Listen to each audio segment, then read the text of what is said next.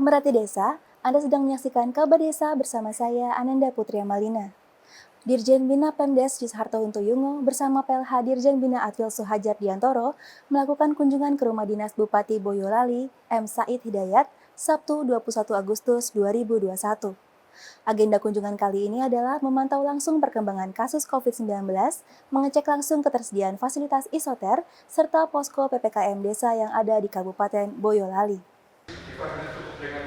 Yusharto menghimbau kepada para kepala desa yang ada di Kabupaten Boyolali untuk membentuk isolasi terpusat pada posko PPKM desa masing-masing untuk mendukung kegiatan tersebut dapat mengikuti surat edaran yang dikeluarkan bersama oleh Menteri Keuangan dan Menteri Desa PDTT serta ditindaklanjuti oleh Surat Direktorat Jenderal Bina Pemerintahan Desa pada tanggal 23 Juli 2021. Dengan harapan, seluruh kegiatan yang berkaitan dengan penanggulangan COVID-19 dapat diakomodir lewat sekurang-kurangnya 8% dari dana desa. Sabtu tanggal 21 Agustus 2021 kami berkunjung ke Kabupaten Boyolali. Salah satu di antaranya berkaitan dengan posko PPKM Mikro yang ada di Kabupaten Boyolali. Boyolali memiliki 261 desa, berikut 6 kelurahan.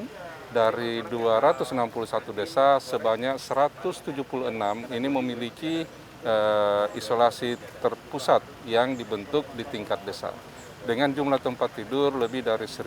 Rata-rata dalam satu isolasi terpusat di satu desa itu antara 4 sampai dengan 5 tempat tidur. Dan dengan adanya fasilitas yang sudah begitu baik, kami menghimbau kepada para kepala desa yang ada di Kabupaten Boyolali untuk yang belum membentuk isolasi terpusat agar membentuk isolasi terpusat pada posko PPKM desa masing-masing. Dan untuk mendukung kegiatan ini, ikuti surat edaran yang sudah dikeluarkan bersama oleh Menteri Keuangan dan Menteri Desa PDTT dan ditindaklanjuti dengan surat kami dari Direktorat Jenderal Bina Pemerintahan Desa pada tanggal 23 Juli 2021. Yang harapannya seluruh kegiatan yang berkaitan dengan penanggulangan COVID-19 ini dapat diakomodir lewat 8% dana sekurang-kurangnya dari dana desa yang dipergunakan untuk penanganan COVID-19. Apabila Bapak Ibu sudah mempunyai isolasi terpusat, perlu dukungan beberapa peralatan yang menjadi standar, diantaranya alat ukur suhu tubuh dalam bentuk termometer, lalu alat ukur saturasi oksigen dalam bentuk oximeter. Berikut peralatan yang lain, ini barangkali bisa diadakan lewat dana desa, terutama yang bersumber dari 8%. Sedikit-dikitnya dana desa untuk penanggulangan COVID-19. Dalam kesempatan yang sama, Suhajar mengatakan isoter merupakan skala prioritas karena jika ada pasien COVID yang melakukan isolasi mandiri di rumah, dikhawatirkan penanganannya tidak maksimal. Isoter merupakan langkah yang tepat untuk mengisolasi pasien dengan harapan virus berhenti di situ dan tidak menyebar kemana-mana. Bagaimana kita ketahui bersama Bapak Presiden dalam pengarahannya di depan Forkompimda Jawa Timur ya kemarin minta tolong kepada seluruh gubernur, bupati, panglima, kapolda dan seluruh jajaran ya sampai ke tingkat kabupaten tentunya perhatikan betul yang pertama percepatan vaksinasi. Yang kedua, tolonglah isoter ini menjadi prioritas. Depan isolasi terpusat. Kenapa demikian? Karena apabila yang terkena COVID lebih banyak di rumah, itu dikhawatirkan penanganannya tidak bisa maksimal. Kenapa? Karena di rumah tak ada dokter, kecuali anaknya dokter. Di rumah mungkin tak setiap kamar ada kamar mandinya, kan gitu kan? Nah, dan lain sebagainya lah persyaratan sebuah isolasi. Tapi kalau di isoter, Pak Bupati bersama jajaran Forkopimda, dibantu Pak Dandim, Kapolres, Dinas Kesehatan dan semuanya telah menyiapkan hal-hal yang dibutuhkan orang yang positif tadi. Obatnya, alhamdulillah, bangun tidur pagi sudah ada yang nganter.